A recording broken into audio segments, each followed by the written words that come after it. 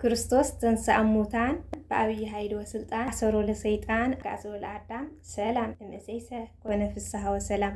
ሰላም ክቡራት ቤተሰብ ልዋም ሚድያ ከመይ ቀኒኹም? እንኳዕ ድማ ጾምና ብሰላም ከም ዘጀመረ ብሰላም ፈጺሙ ንብርሃነ ትንሣኤኡ ንምርኣይ ኣውቅዕና። ከመይ እኒኦ በዓል ዓመት እግዚአብሔር ይመስገን ብወገነይ ብጣዕሚ ሰላም እዩ። ንበዓሉ ኣመልኪትና ድማ ሓደ ቁም ነገር ሓዘል ዝኾኑ ዋዛታት ብእንካን ሃባን ክነቕርበኩም ኢና። መደብና ክስካብ መጨረሻ ተኸታተልኩም ደሞ ሓናፂ ርእይትኹምን ምብርታዕኹምን ኣይፈለየና ክብለኩም ይደሊ። ሰንበት ምሳና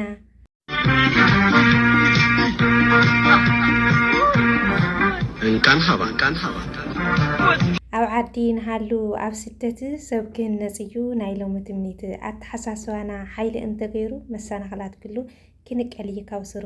እንኳዕ ብሰላም መጻኹም ናብዛ መኣዲ ንልቦና ክንሃንጽ ፍልጠት ክንናዲ እዎ ንቕድሚት ክንስጉሙ ክንሰግር ቤተሰብ ልዋም ሚድያ ኹኑ ሓቢርና ክንመሃር ሕዚ ላብ መደብና ከብለኩም እያ።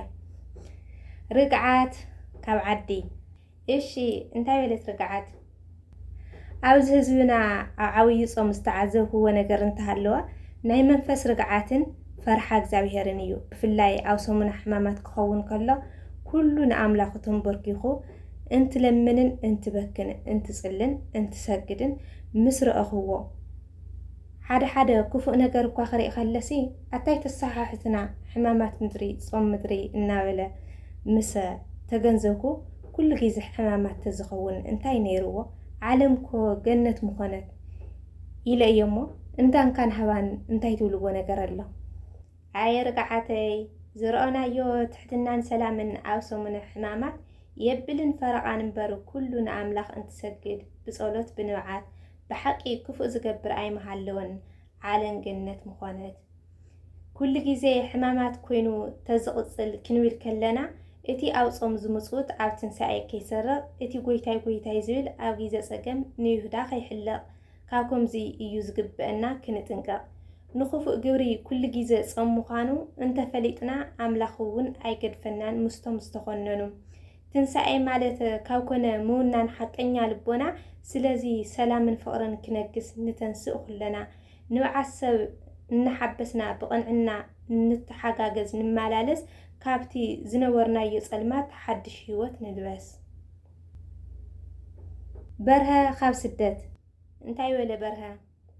ምስ ፍቕረኛይ እናተፋተና ካብ ንረሓሓቕ ብዙሕ ጌርና ኢና እሞ ብምኽንያት ኣውደ ዓመት እንኳዕ ኣብፅሐኪ ዝብል መልእኽቲ እንተሰደድ ኩላሲ እንታይ ይመስለኩም እንዳንካን ሃባን? ኣየ በርሀ ሓወይ እንኳዕ ኣብፅሐኪ መባልስ ንውር እዩ፣ ግን ካብ ጽሩይ ልቢ ክፍልፍል ግቡእ እዩ። ሰላምታ ቅድሚ ምስዳድካ ብሩህ ይኹን ናትካ ዕላማ ንሓቀኛ ሕውየት ድዩ ወይስ ንናይ ስም ድራማ? ትኩረት ንምርካብ ወይ ዳግም ንምዝራግ እንተኾይኑ እቲ ሓሳብ ይሐሸካ ስቑኢልካ ምሕዳግ። ህይወታ ክትሐዊ ተስፋ ክትዘርአላ እንተኾይኑ እቲ ትምኒት ሰላም በላ ስደደላ። መሊስካ ከተውክያ ክትሰብር ሕሊና ኣይኹን እቲ ስጉምቲ ኣይጥዕምን ንዓና። ካብ ቂም ተንሲእኻ ነብስኻ ኣጽሪ ኣብ ብርሃነ ትንሣኤ ፍቕሪ ጥራይ ኣጥሪ። ትዕግስቲ ካብ ዓዲ።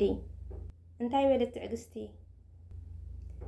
ኣብ ከባቢና እዩ ሓደ ወዲ ብስርቂ ወንጀል ተታሒዙ 2 ዓመት ተኣሲሩሲ ቅድሚ 4 መዓልቲ ተፈቲሑ ምስ ወፀ ሎማዓንቲ ድማ ምስ ካልኣይ ኮይኑ ኣጣል ክሰርቕ ኣብ ትሕቲ ቁፅፅር ውዒሉ እሞ ኣብዚ ጉዳይ እንታይ ትብልዎ ኣሎ? ብሓቂ ትዕግስቲ ይዓድለና። ስርቂ ረሳሕ ግብሪ መወዳእትኡ ሕሰም ንሰብ ዘዋርድ እዩ ኣብ ቅድሚ ዓለም። ካብ ቤት መእሰርቲ ብኣካል ጥራይ ምውፃእ ከንቱ እዩ ትጻዕሪ እንተዘይነፂሁ ኣብ ልቢ ዝሕባእ። ትንሣኤ ማለትስ ኣይኮነን ድዩ ካብ ሓጢኣት ምትንሳእ ካብቲ ዝነበርካዮ ሕማቕ ልማድ ምግልጋል ምድምሳስ? ግን መሊስካ ምጥሓል ኣብቲ ዝነበርካዮ ትርጉሙ ምጥፋእ እዩ ነቲ ዝረኸብካዮ። ስለዚ ሓወይ ሓፍተይ እዚ እዩ ትመልእኽቲ ብቕንዕና ሰሪሕኻ ምንባር እዩ ናይ ነብሲ ዕረፍቲ። ካብ ስርቂ ተዓቂብካ ብርሃን ክትለብስ ኣብ ብርሃነ ትንሣኤ ንብዓት ሰብ ደኣ ሓብስ። ግርማይ ካብ ዘለዎ። እንታይ በለ ግርማይ?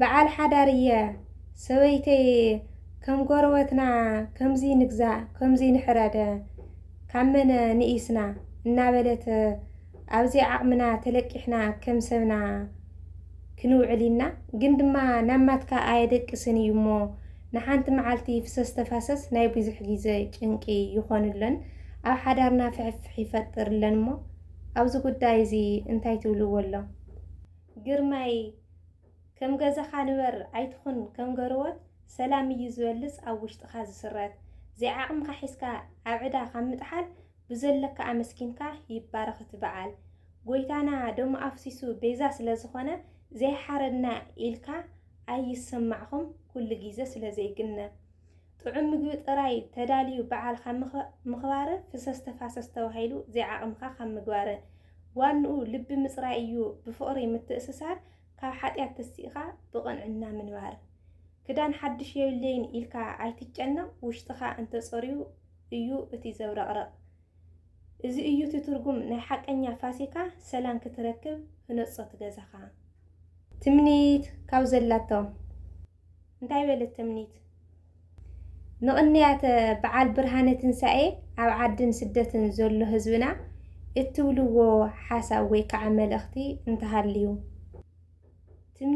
تمنيت لبخي اسمرالكي كاو سلماتنا برهان نموت زسعارة قويتانا تنسيقو تسفا زبسرة أو عدي زلخم سدران فتوتن أو سدة زلخم ون أحواتن أحاتن رحس بعالي خون نايسلان كنيات نقول هزونا يوردو بركت أو عدي زلخا بزلك أمسكن مسقرويت كأون بفقرة حبن أو سدة زلخا عجخا أيتنافق أو لبخان تهالو اتني عد مرحق جنا رحقة نسقامبر نلبن منفسن أي وسنن برهانة سعي نقول لنا يورهنا برهان كنخون حدقة سلامن أو لبنا ينقص اتنايك مسلمات كوانا يدمسس بحدش منفس نقول لنا يلاقبنا سلامنا عدنا رهوان هزونا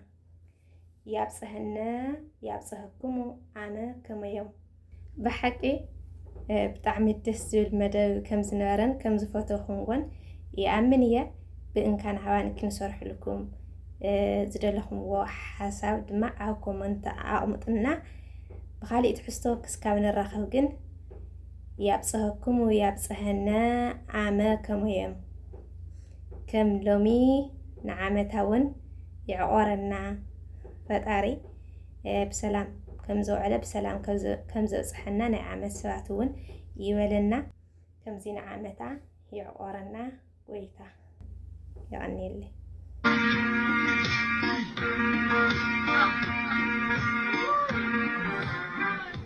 كان حوا